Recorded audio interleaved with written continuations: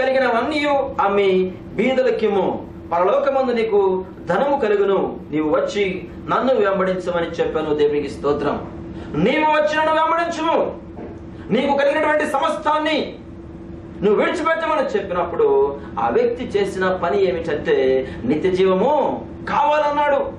నాకు ధనము వల్ల సంతోషం లేదన్నాడు, ఆస్తి వల్ల సంతోషం లేదన్నాడు, అధికారం వల్ల సంతోషం లేదన్నాడు. కానీ చివరికి యేసు క్రీస్తు ప్రభు నీకు కలిగినది అమ్మి బీదలకు పంచిపెట్టము, నీవు నన్ను వెంబడించమని చెప్పినప్పుడు ఆ వ్యక్తి చేసిన పని ఏమిటంటే అతడు మిగుల ఆస్తి గెలవాడు గనుక దేవునికి స్తోత్రములు. ఏ ఆస్తి గెలవాడండి? మిగుల ఆస్తి గెలవాడు గనుక ఏం పుచ్చుకున్నాడట? ముఖము చిన్న పుచ్చుకొని వెళ్ళిపోయాను. క్రీస్తును ప్రేమించబడారా? ఈ రోజు అనేకులు క్రీస్తు వద్దకు వచ్చుచున్నారు, కానీ ధనం ఉన్నప్పటికీ కూడా, అధికారం ఉన్నప్పటికీ కూడా యేసయ్య వద్దకు వచ్చుతున్నారు. కానీ ఈ యొక్క ధనము ఏం చేస్తున్నది? నిత్య జీవం పొందుటకు అడ్డుపడుచున్నది. ఈ యొక్క అధికారం ఏమి చేస్తున్నదంటే నిత్య జీవం పొందుటకు అడ్డుపడుచున్నది. యవన కాలంలో దేన్ని బట్టి సంతోషిస్తారు? దేవుని యొక్క వాక్యమును బట్టి సంతోషించాలని వాక్యం సెలవిస్తున్నది. మరి ఈ రోజు అనేకులు దేని బట్టి సంతోషిస్తున్నారండి? యవనస్తులు ఈ లోకాన్ని బట్టి సంతోషిస్తున్నారు, ఈ లోక భోగమును బట్టి సంతోషిస్తున్నారు. తల్లిదండ్రులను సన్మానించలేకపోతున్నారు, తల్లిదండ్రులకు భయపడలేకపోతున్నారు. కారణం ఏమిటంటే వారిలో దేవుని యొక్క భయము లేక. ఈ చిన్నవాడిలో కూడా అదే, నిత్య జీవం పొందాలని ఆశ ఉంది, కానీ దాన్ని ఆచరణలో పెట్టలేకపోయాడు. అయితే యేసయ్యకు తెలుసు, యేసయ్య అందరి యొక్క హృదయాలు ఎరిగినటువంటి వ్యక్తి. దేవునికి స్తోత్రములు. యేసయ్య అందరి యొక్క హృదయములు ఎరిగినటువంటి వ్యక్తి. అందుకే సామెతల గ్రంథము 5వ అధ్యాయము 21వ వచనం గమనించినట్లయితే, నరుని మార్గములు ఎవరికి తెలిసినట? యెహోవాకు తెలుసును, అనగా యెహోవా ఎరుగును. మనిషి యొక్క పోకడ, దేవునికి స్తోత్రములు, మనిషి యొక్క పోకడలు వాని తలంపులన్నీ కూడా ఎవరు గుర్తిస్తారట? దేవుడు గుర్తిస్తాడు. ముందుగానే యేసయ్య గమనించాడు. ఏమని గమనించాడంటే ఈ వ్యక్తిలో ఉన్నటువంటి బలహీనత ఏమిటంటే ఈ వ్యక్తి దేన్ని ప్రేమించేవాడు? ధనాన్ని ప్రేమించేవాడు.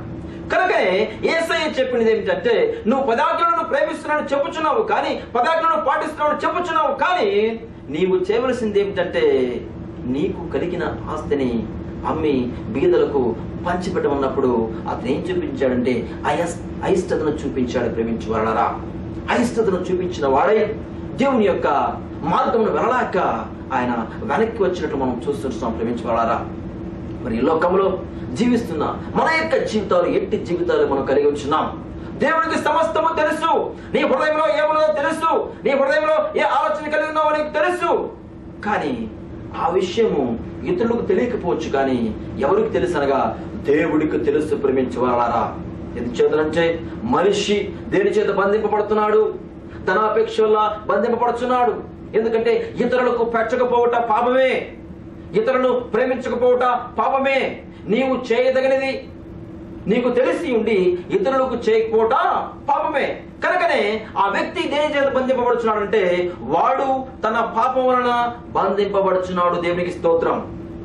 చాలా మంది అనుకుంటారు పాపం అనగానే ఏంటండి సేవకులు ఎప్పుడు పాపం గురించి మాట్లాడతారు అంటే, ప్రేమించేవాళ్ళరా, ఎందుచేతనంటే ఈ లోకం అంతా కూడా దేని చేత పట్టుబడుతున్నదంటే కేవలం పాపము చేత పట్టుబడుతుంది. ప్రేమించేవాళ్ళరా, తనంతటి తానే పాపములో పడిపోతున్నాడు, తనంతటి తానే పాపంలో పడిపోయి దానికి ఏమవుతున్నాడంటే బందీ అయిపోతున్నాడు. ప్రేమించేవాళ్ళరా, అందుకే సేవకులు ఈ రోజు ప్రకటిస్తున్నారు. దేని గురించి ప్రకటిస్తున్నారంటే కేవలము పాపం గురించి ప్రకటిస్తున్నారు. ఎందుకంటే పాపం వలన వచ్చే జీతము మరణం అని చెప్పి ఏ ఆత్మ ఆ మరణంలో ప్రవేశింపకూడదు, ఆ యొక్క నరకంలో ప్రవేశించకూడదు. కనుక యేసు క్రీస్తు ప్రభు తన యొక్క దాసులను ఎన్నుకున్నాడు.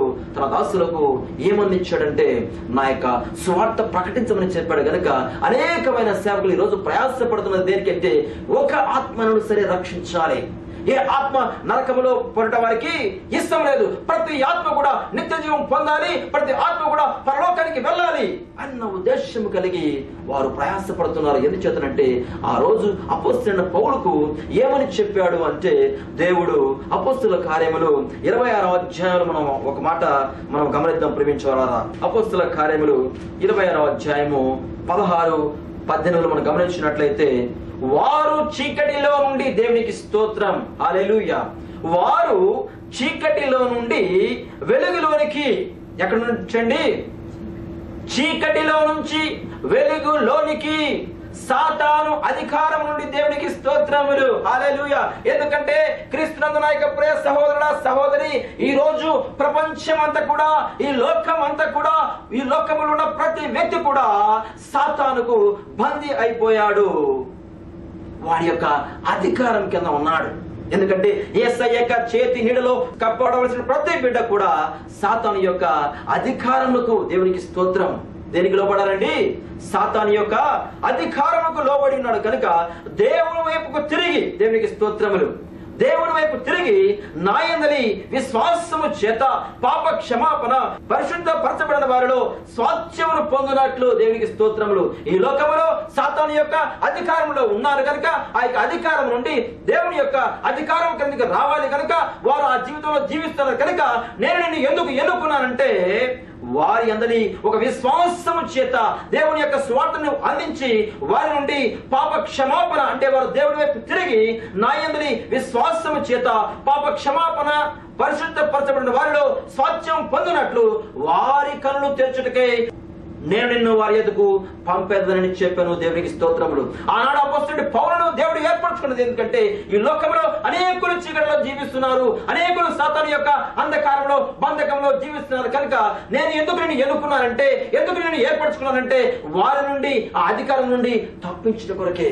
కనుక ఈ రోజుల్లో అనేకులు ఆ రోజు అపోస్తలుల పౌలుకు మాదిరికరముగా జీవించాలని, అనేక ఆత్మలను రక్షించాలని దేవుని చేత అభిషేకింపబడి నాడు మరి పాపము గురించి ప్రకటిస్తున్నారు. కారణం ఏమిటంటే పాపం వలన వచ్చే జీతము మరణము.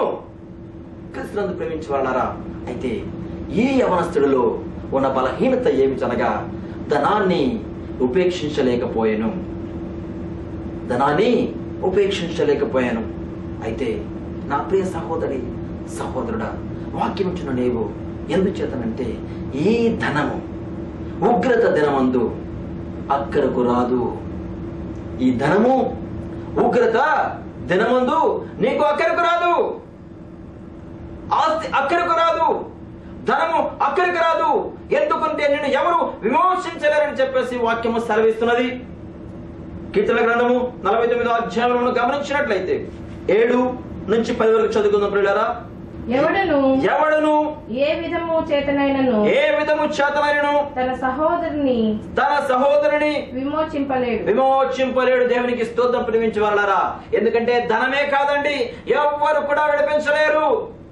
పాపంలో ఉన్న నిన్ను ఎవ్వరు విడిపించలేరు. నువ్వు అనుకుంటున్నాయేమో నీ అధికారం విడిపిస్తుంది అనుకుంటున్నాయేమో, నీ బంధువులు విడిపిస్తాను అనుకుంటున్నాయేమో, లేకపోతే నేను గొప్ప ఈ దేశానికి, ఈ రాష్ట్రానికి, ఈ గ్రామానికి నువ్వు పెద్ద అనుకుంటున్నావేమో, కానీ ఎవ్వరు నిన్ను విడిపించలేరు ప్రేమించవలరా. ఈ చిన్నవాడు కూడా, ఈ యవనస్తుడు కూడా ధనం ఉంది, సమస్తం ఉంది, కానీ ఆయన ఎద్దకు వచ్చి నన్ను విడిపించమని అడిగాడు. కానీ తన మనస్సు ధనములో ఉన్నది కనుక అతను వెళ్ళిపోయాను. ప్రేమించు వాళ్ళారా, ఎందుకు ఈ మాట మీకు చెప్తున్నానంటే ఎవడును ఏ విధము చేతనను తన సహోదరుని విమోచింపలేడు. ఉగ్రత దినముందు ధనము అక్కడికి రాదు. కింద మనం చూసినట్లయితే వాడు కుళ్ళ చూడకుండా, దేవునికి స్తోత్రములు, వాడు ఏం చూడకుండండి, వాడు కుళ్ళు చూడకుండా నిత్యము బ్రతుకున్నట్లు వాని నిమిత్తము దేవుని సన్నిధిలో ప్రాయశ్చిత్తము చేయగలవాడు ఎవడును లేడండి.